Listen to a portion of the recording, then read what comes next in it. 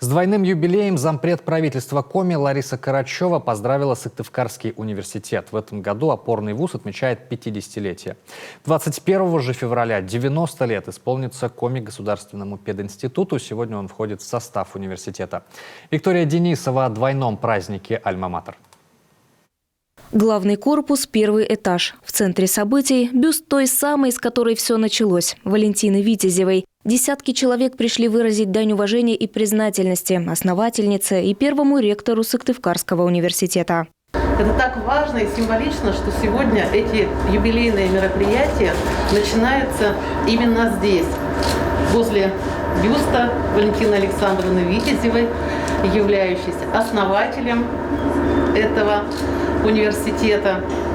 Очень важно, что мы отдаем дань тем людям, которые признали необходимость создания в республике такого учреждения. Под одной крышей отмечают два праздника. Не только СГУ, но и Коми Государственный педагогический институт в этом году отмечает юбилей – 90 лет. КГПИ стал частью Сыктывкарского университета в 2013-м. Очень хорошо, так скажем, гармонично влился в историю, в жизнь университета имени Петерима Сорокина. На мой взгляд, без вашего участия, без вашего развития, без вашего вклада невозможно ни одно направление в Республике Коми.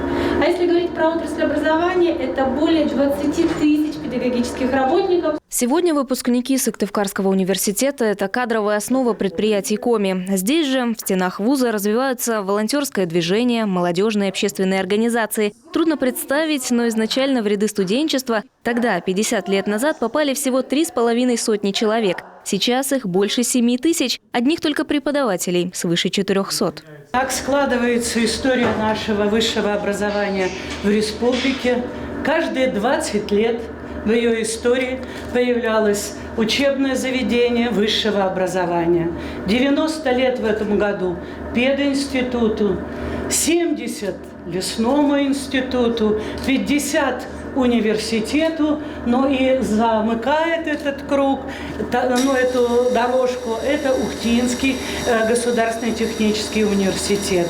Практически это один из показателей того, как история нашей республики была прописана именно развитием высшего профессионального образования. Цветы возлагают и к памятнику Петериму Сорокину, чье имя носит университет с 2015 года. Празднование только-только началось. Впереди череда событий. Пусть даже часть из них по понятным причинам пройдет онлайн. К примеру, концерт. 18 февраля в 15:00 как на официальном сайте, так и в группе опорного вуза ВКонтакте пройдет трансляция. Виктория Денисова, телеканал Юрган.